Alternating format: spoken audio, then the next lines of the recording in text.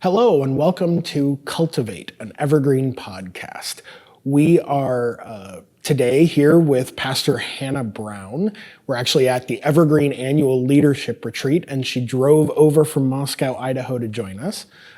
Pastor Hannah is, among other things, not just a pastor, but a scholar, and has her own podcast about preaching and what people's ideas of preaching are and the ways that they go about it. And while it looks at a particular sermon, it ends up being almost a meta conversation about preaching across multiple episodes, which I find fascinating because I'm a preaching nerd. So I love it. So Hannah, thank you for being here.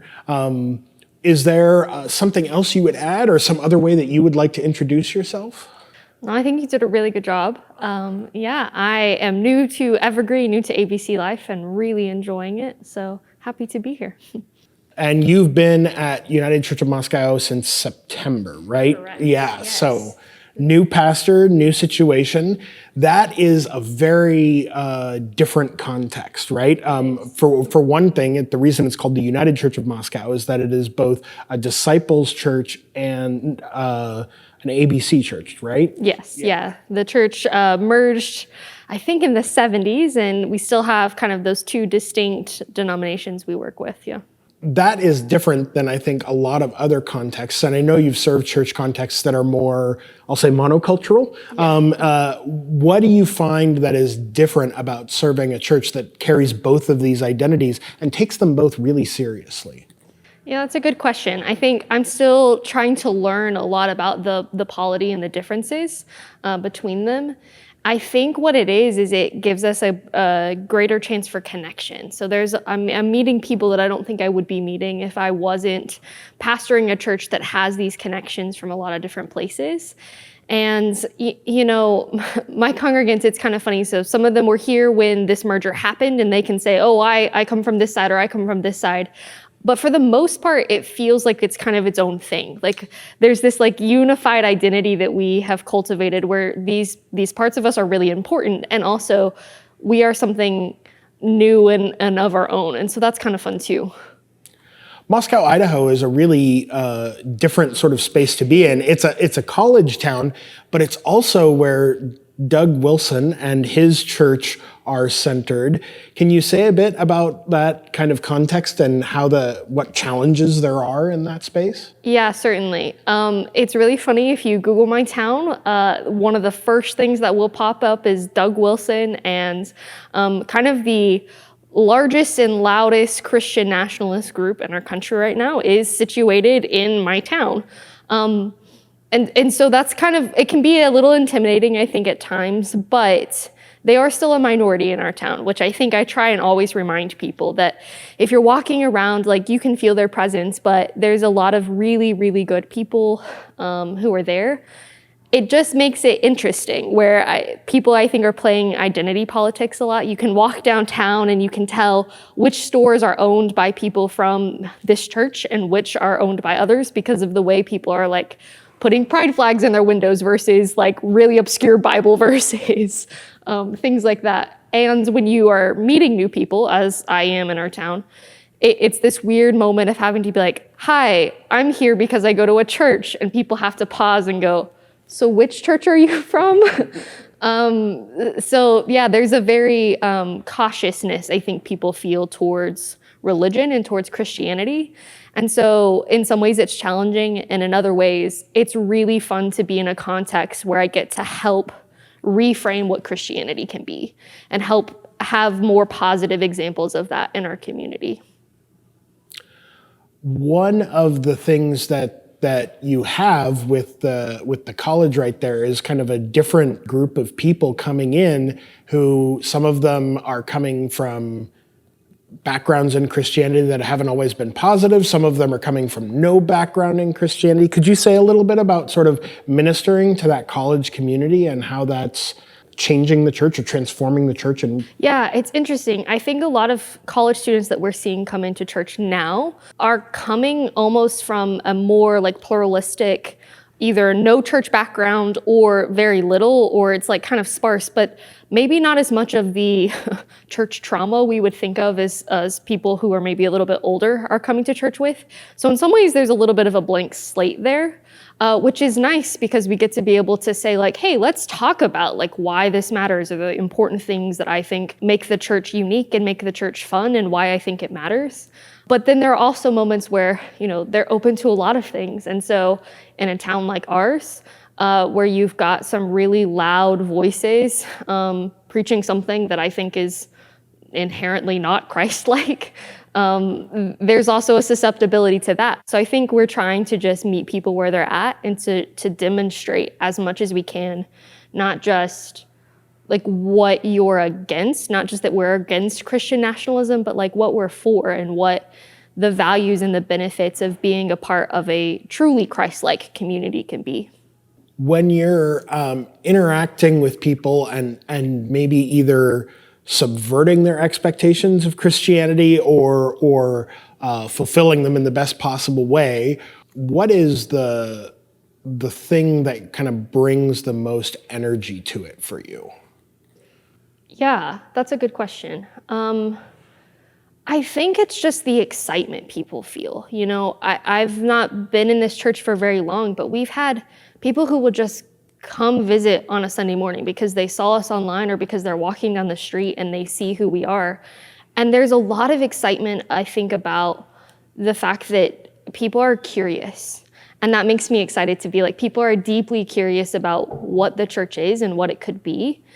And so it's exciting to have conversations with people who are just engaging in faith in a new way and asking good questions about what's going on and about what faith is. And for me, I love that. Like, I love having just conversations about, let's talk about things, we don't have to figure out all the answers right now, but being open to dialogue is really fun for me. Before you came to this church, you had spent some time in Edinburgh, Scotland. Could you tell us a little bit more about that and what your academic work there was? Yes, so I have a master's in theology from the University of Edinburgh. So I was there and I got a large scholarship to go and study and write and research on preaching. And so specifically, I was interviewing and thinking about the practice of shared preaching. So congregations where multiple people are sharing the pulpit or doing collaboration and preaching practices. Preaching is one of my favorite things, and I love thinking about it, love talking about it. And so getting to research that was really fun, being in a context where it was very academic, but also very beautiful. I mean, like, it's Scotland, so right. It was great. But my research, I really was able to look at really large churches, really small churches, some really progressive, some really conservative, and everything really in between, to see the way people are approaching preaching in a collaborative way, and especially the kind of biggest benefits or challenges of sharing a pulpit, of what that kind of process looks like. So it was really fun to do. It was a lot of good research, and yeah, I'm happy with it. I'm looking for ways always to keep having that conversation and to keep researching it. In that vein, you have a podcast with another friend of mine, Evan Duncan, who's a pastor of an ABC church back in Pennsylvania. Mm-hmm. So could you tell us a little bit more about your podcast? Yeah, so those two things really coincide. So we actually started this podcast while I was in Scotland. So Evan and I used to work together at a church in Texas, and we were part of one of these churches that practices shared preaching. So we were on a preaching team, and so we would share the pulpit, but then also one of the things we were doing is every week we were giving feedback about sermons. We were having dialogue, we were discussing just the individual sermons, so things like critiquing that or asking questions, but then also just about preaching. And so both of us really saw a lot of benefit and a lot of growth as preachers through that.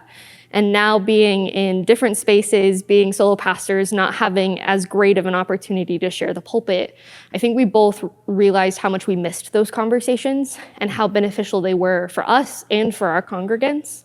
And so this podcast is an example and a way that we're continuing that conversation. It's called Preacher Handshake because we kind of realized that, as a solo pastor, sometimes the only feedback you're getting from a sermon is like after you've preached and people are like giving you the handshake at the end of the day and it's like, great job, pastor, or they're telling you the 3 things they didn't like. But you're not really having like the depth or the growth or the things that you're learning from it. And so this is an opportunity to have those conversations. So we invite preachers that we admire, that we know of, that we've heard of, hoping to also just expose people to good preaching, to have conversations about that, to learn from one another. And I think one of the things that I'm really passionate about is I think there's maybe a critique with the church, and especially maybe more progressive churches, that we've kind of just like abandoned preaching or abandoned the Bible. And so it's a fun opportunity to be like, no, here are people who are really taking this craft of preaching seriously, who are taking scripture seriously. And how can we learn from them and how can we work alongside them? One of the things that I really appreciate about your podcast is the way that you guys start with a particular sermon.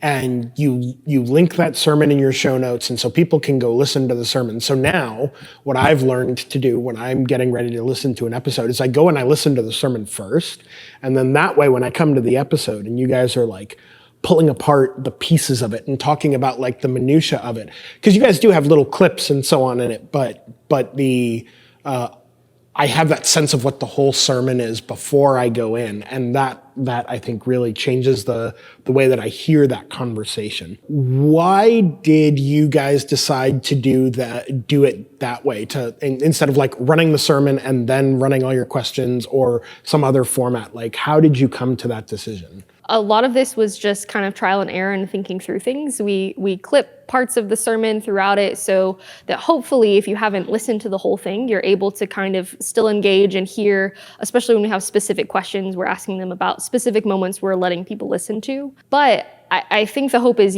if you want to just pick that up and listen to it, you can. But if you kind of want the deeper engagement, you can listen to the full thing and then you're kind of prepared. And it's almost like you're joining the conversation with us, where you maybe have thought through some of your own questions or things that you are interested in hearing from. So I think it just makes it a little bit deeper. Yeah, so I love good preaching. And I think one of the things is I'm always looking for new preachers to listen to, new spaces to find them and where to look. Having that experience of here's the full thing.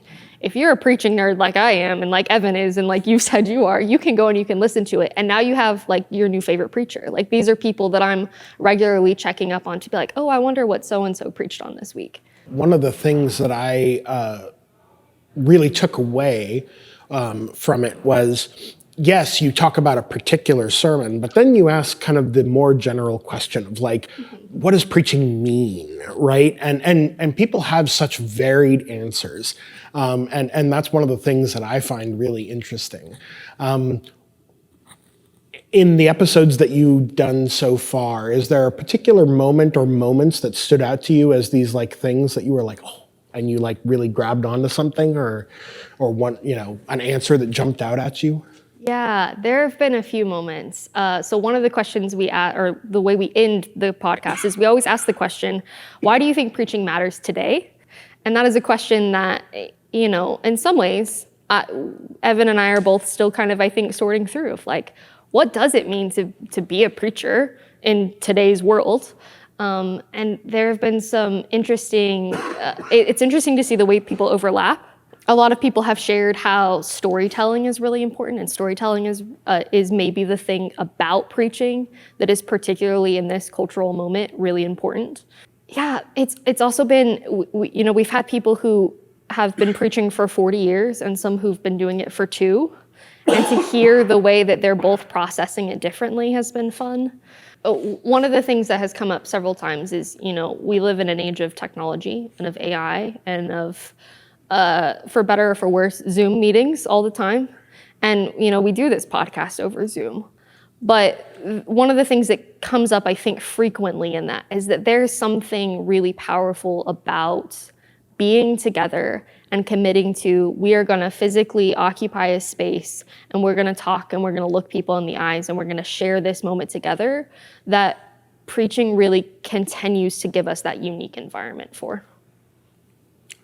Well, thank you so much for being here and for the work that you do at the United Church of Moscow, for the work that you do with your Preacher Handshake podcast. I know that I was really excited when Doug began talking to you as a possible candidate at the United Church of Moscow. And so I'm just delighted to have you as part of our Evergreen family. Thank you so much.